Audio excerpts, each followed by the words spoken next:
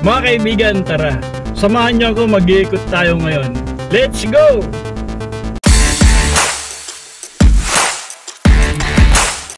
McKinley. Ang McKinley, mga kaibigan, ay halos katabi lang ito ng BGC. Ang BGC ay sakop ng Taguig. Kaya yung Taguig ay napakayaman na lungsod sa Metro Manila. Dahil dito sa BGC, McKinley Hill at McKinley West. Nandyan din ang dating FTI na ngayon ay ang laki na rin ng improvement sa Taguig. No? Ayan mga kaibigan, ito yung McKinley Hill kung tawagin. Napakaganda ng mga design dito ng mga building, parang hindi siya karaniwang nakikita sa Pilipinas. Marami sa ating mga kababayan, mga kaibigan, ay hindi pa talaga nakakakita ng lugar na ito. Hindi pa nila nararating ang lugar na ito. Pero sa pamamagitan dito sa video ko ay may mga party ng McKinley na masisilip natin. Ito yung kagandahan niya. Ang mga building dito, mga kaibigan, ay para bang mapapanood natin sa Europe, no? Europe country. Yan. Kakaiba siya. Malalaki at magaganda. Makikita natin, mga kaibigan, na itong lugar nito ay para bang hindi masyadong matao. Kung minsan ang lugar nito ay matao, kung minsan naman ay hindi. Pero kapag ka pumasok ka dyan sa mga mall, sa mga building na yan, sa loob maraming tao. Kasi ngayon, mga kaibigan, iba na ang kalakaran ng pagmumul ng mga tao. Marami nakakotse diretso sa parking. Yung iba nagra-grab, angkas, mga ganon. Kaya kala mo kukunti lang ang tao sa labas at ganon din sa mga nagmumul. Ako kasi, ang mga anak ko, kapag pumapasok kami sa mga mall, mapapansin mo talaga na para bang kukunti lang talaga ang tao pag nasa labas ka. Pero kapag pumapasok ka na sa loob, marami naman palang mga tao. Ayan mga kaibigan, ang hitsura, no? Para bang parang Muslim design, Ayan. Ano ito? Venice, no?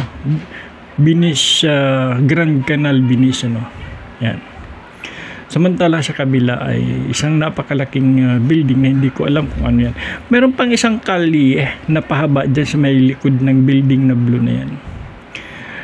Ito naman mga kaibigan, kapag kadiniretso yan ay papuntang C5.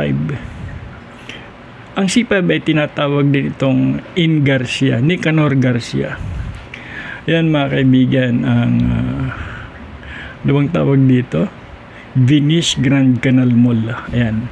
Ito yung mga kaibigan yung dati nababiral sa mga Facebook na para bang may mga bangka sa mall. Ayan. May mga magagandang bangka.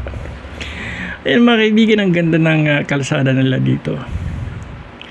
Sa ito, tingnan natin mga kaibigan na baka mapagkamalian natin o baka magkamali din ako.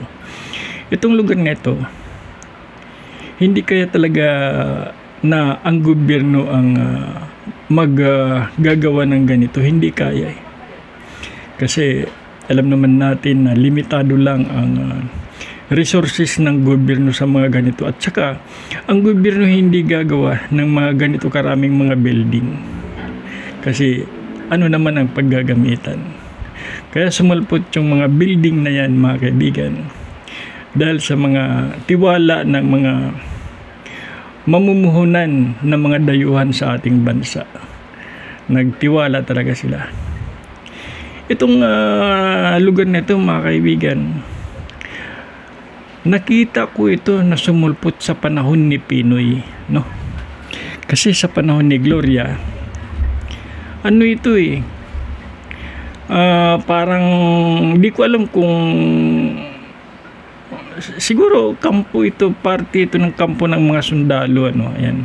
Kasi katabi lang nito ang American Cemetery yata yan, tsaka yung sementeryo ng mga sundalo, mga bayaning Pilipino, mga ganun.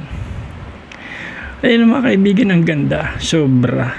Kapag makikita mo ito mga kaibigan, natural. Ang una mong may isip siguro, ang yaman na pala ng Pilipinas. Kasi mga kaibigan, ang laki ng tax ng nagagawa ng mga ganyan, no? Halimbawa, yung isang malaking building, napakaraming trabaho ang nakapaloob dyan at napakaraming negosyo yung isang nakatayong malaking building. Napakaraming pera ang makukuha dyan ng gobyerno. Kaya kung makikita natin ang kabuuan nitong siya pala mga kaibigan yan, yung lugar na yan ay yan, ang Korean Embassy yata yan, Korean Embassy. Yan. Umikot ako dito kasi ang pagka-diniretso yan ay C5 na. Babalik ako para makita natin ang iba pang parte dito sa McKinley Hill na maaari nating makita. Ito mga kaibigan, yung kaliwan na yan ay para bang village, parang tirahan ng mga taong mayayaman. Palagay ko mga bilyonaryo yung mga nakatira dyan. Kasi hindi basta-basta ang lugar nito mga kaibigan.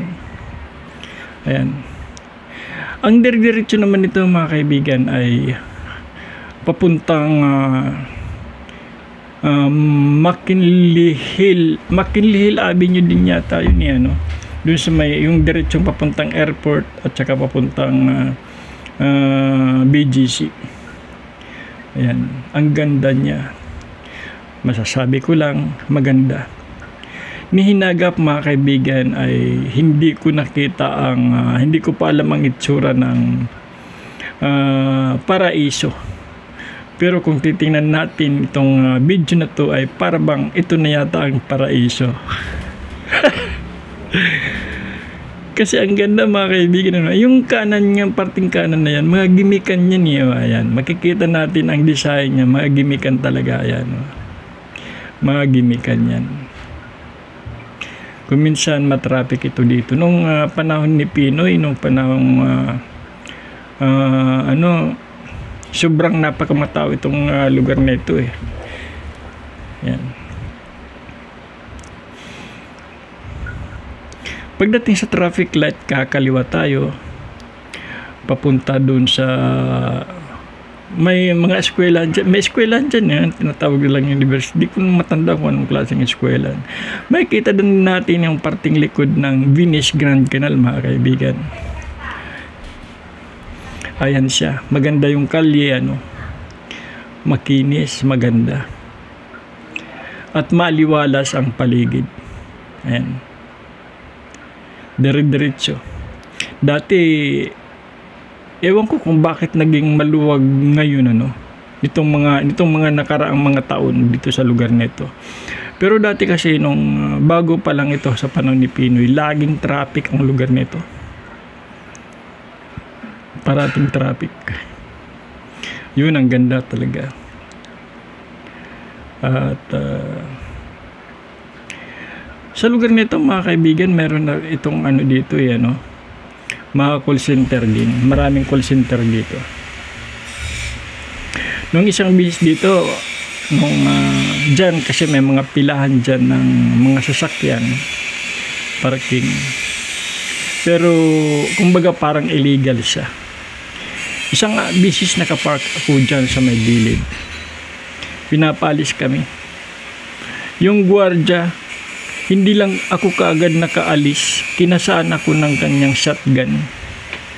Pero kasi alam ko din naman yung shotgun. Alam ko din naman kung nag-load yun o hindi.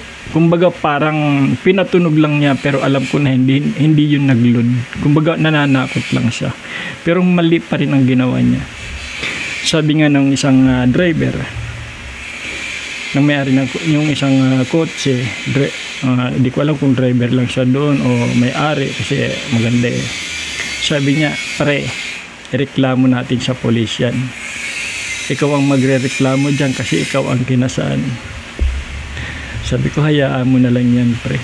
Kasi sana magtanda na lang siya pagkatapos yan, no? Hindi na niya uulitin, no? Pero naririnig niya sinasabi ng isang lalaki. Yan. Diyan sa lugar niyo, halos nasa paping kaliwa nitong lugar nito.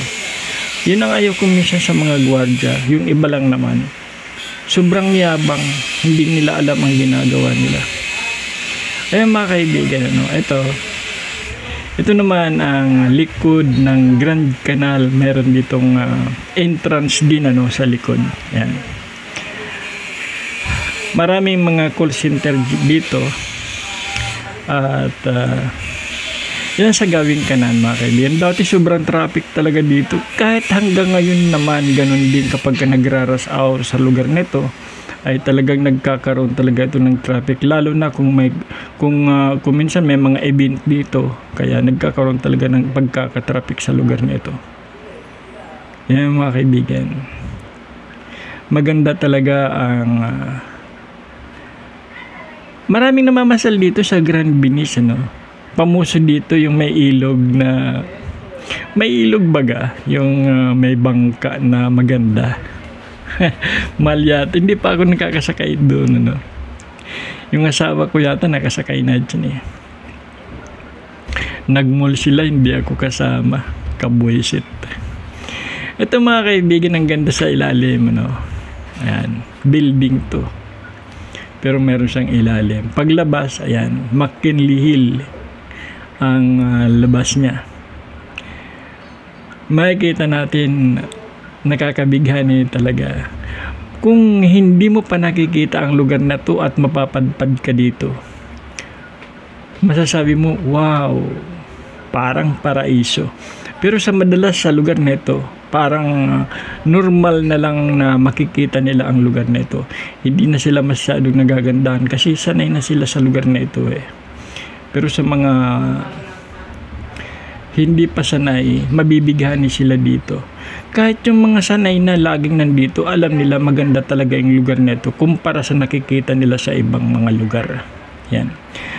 Palabas na ako mga kaibigan at hanggang dito na lang ang aking video. Sana pa-likes naman, no?